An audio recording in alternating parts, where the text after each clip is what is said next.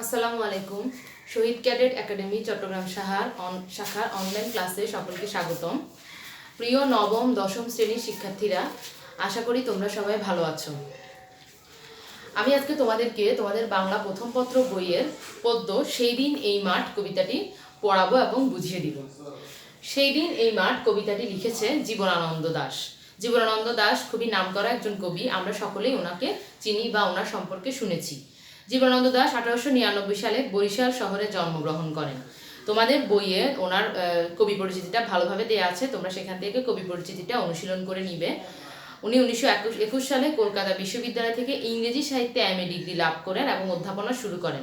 ইংরেজি সাহিত্যে পড়ালেখার পরেও তিনি বাংলা সাহিত্য নিয়ে কাজ করেন এবং নানা ধরনের গল্প, কবিতা, নামকরা উপন্যাস উনি লিখে গেছেন। 1954 সালের 14ই অক্টোবর জীবনানন্দ দাশ কলকাতায় একটি ট্রাম দুর্ঘটনায় আহত হন এবং সেই আহত হয়ে উনি হসপিটালে থাকেন। 22 অক্টোবর তিনি মৃত্যুবরণ করেন। সেই দিন এই মাঠ কবিতাটি আমি তোমাদেরকে এখন রিডিং পড়াচ্ছি এবং পড়িয়ে বুঝিয়ে দিচ্ছি। সেই দিন এই মাঠ স্তব্ধ হবে না কো জানি, এই নদী নক্ষত্রের তলে সেদিনও দেখিবে স্বপন, সোনার স্বপ্নের স্বাদ পৃথিবীতে কবে আর ঝরে। সেই দিন বলতে এখানে কবি বুঝিয়েছেন মৃত্যুর পরের জীবনকে। আমরা সবাই একসময় মারা যাব, পৃথিবী যেমন আছে তেমনই থাকবে। মানুষের মৃত্যুতে পৃথিবীর কখনোই কোনো কিছু পরিবর্তন হয় না। সেই দিন বলতে কবি সেই দিনকে বুঝিয়েছেন যেই দিন কবি আর এই পৃথিবীতে থাকবে না বা মানুষ এই পৃথিবীতে থাকবে না। বলছে যে মানুষ থাকবে না কিন্তু মাঠ কখনো স্তব্ধ হবে না, নদী নক্ষত্রের তলে সেদিনও দেখবে কি স্বপ্ন, সোনার স্বপ্নের স্বাদ পৃথিবীতে কখনোই ঝরে যায় না বা মুছে যায় না। আমি চলে যাব বলে চালতা ফুল কি আর ভিজিবে না শিশিরের জলে, নরম গন্ধের ঢেউয়ে লক্ষ্মী পেঁচা গান গাবে নাকি তার লক্ষ্মীটির তরে, সোনার স্বপ্নের স্বাদ পৃথিবীতে কবে আর ঝরে। কবি বলছেন কবি হয়তোবা থাকবেন না, কবি মারা যাবেন, কিন্তু এই চালতা ফুল, কবি যে চালতা ফুল গাছ চিনেন সেটা অবশ্যই শিশিরের জলে ভিজবে, সেটার ভিজা কখনোই থেমে থাকবে না। নরম গন্ধের ঢেউ সবসময় কি সমুদ্রে উথাল পাথাল করবে, নদীতে ঢেউ সবসময় খেলে যাবে, লক্ষ্মী পেঁচা সবসময় গান গাইতে থাকবে। এবং আবার উনি একই কথাই বলেছেন যে এই পৃথিবীতে সোনার স্বপ্নের স্বাদ কখনোই মুছে যাবে না বা রয়ে বা ঝরে যাবে না। চারদিকে শান্ত বাতি, ভিজে গন্ধ, মৃদু কলরব, খেয়া নৌকোগুলো এসে লেগেছে চরের খুব কাছে, পৃথিবীর এইসব গল্প বেঁচে রবে চিরকাল, এশিরীয় ধুলো আজ ব্যাবিলন ছাই হয়ে আছে। বলেছে চারিদিকে বাতি শান্ত হবে যখন সন্ধ্যা নেমে আসবে, যখন বৃষ্টি হবে ভিজা গন্ধ থাকবে, মৃদু কলরবে পাখিরা ডাকতে থাকবে, নদীতে খেয়া নৌকো উঠবে, চরের কাছে এসে তারা ভিড়বে, পৃথিবীর এইসব গল্প সারা জীবন বেঁচে রবে। যতই এশিরীয় ধুলো কি আর ব্যাবিলন ছাই হয়ে যাক না কেন, যতই মানুষের মৃত্যু হোক না কেন, কখনোই কি পৃথিবীর যে চলমান সৌন্দর্য বা চলমান যে প্রবহমানতা সেগুলো কখনোই থেমে থাকবে না। এখানে কবিতায় মেইনলি যে জিনিসটি বলা হয়েছে সেটা হচ্ছে সভ্যতা একদিকে যেমন ক্ষয়িষ্ণু, অন্যদিকে চলে তার বিনির্মাণ। সভ্যতা কখনোই থেমে থাকে না, আমাদের প্রকৃতির যে অবস্থা বা পরিবেশ সেগুলো কখনোই কি থেমে থাকবে না।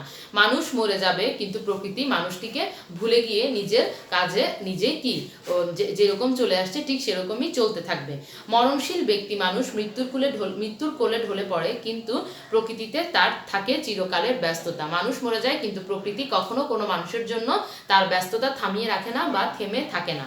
মাঠে থাকে চঞ্চলতা, চালতা ফুলে পড়ে শীতের শিশির, লক্ষ্মী পেঁচাকের কণ্ঠ ধ্বনিত হয় মঙ্গল বার্তা। আমরা সবাই জানি যে লক্ষ্মী পেঁচা যখন ডাকে তখন মনে হয় কোনো মঙ্গল, কোনো বার্তা বয়ে আনে, সেটাই এখানে বুঝিয়েছে।